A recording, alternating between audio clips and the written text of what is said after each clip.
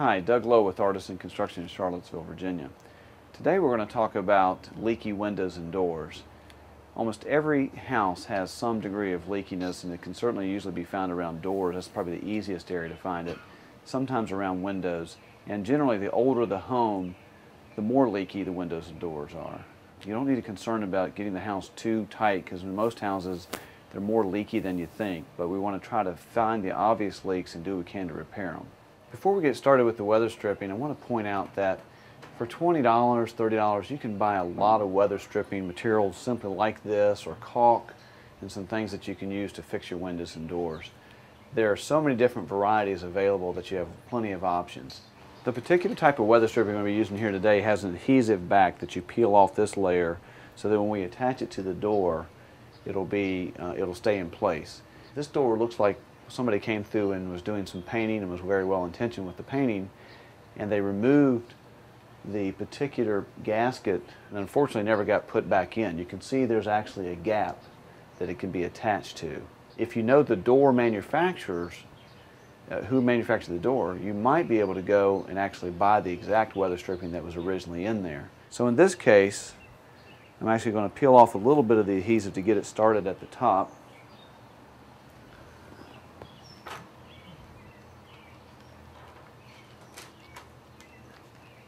And we'll press that into place, and then I'm going to finish peeling off the back of this. Now don't peel it all the way down. I want to keep getting it situated so it gives a nice, neat job. You can imagine that this particular door had a lot of drafts and leaks going through it because it was completely missing the weather stripping.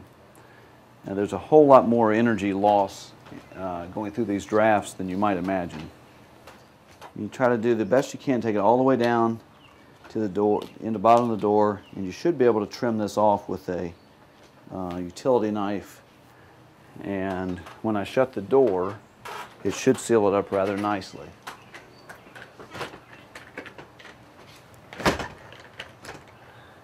So now we have a nice, tight, sealed up door. This window can use some weather stripping along these edges. It's kind of hard to see.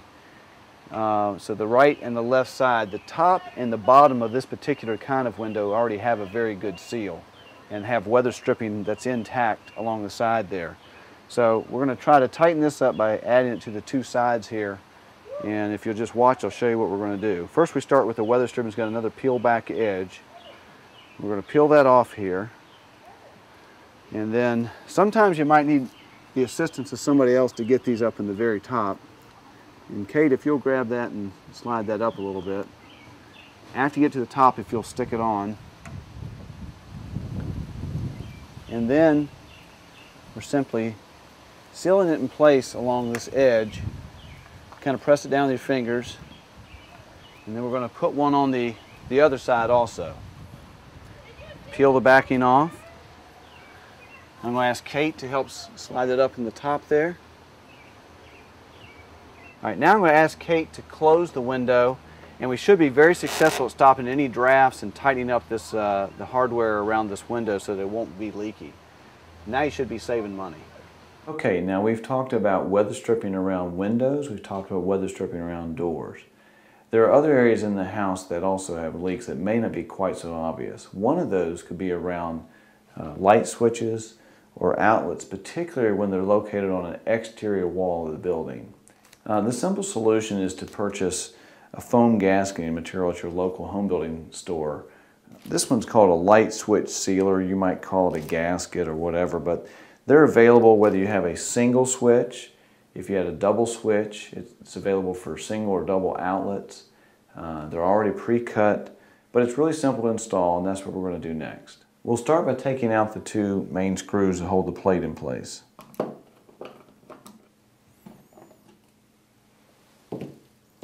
Now, the foam gasket comes in a product that looks very much like this.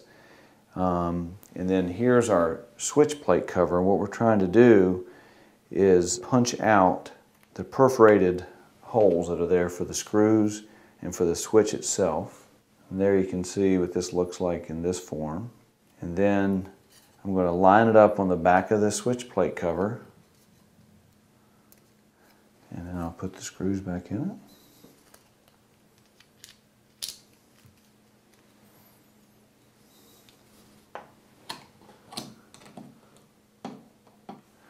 And there you have it.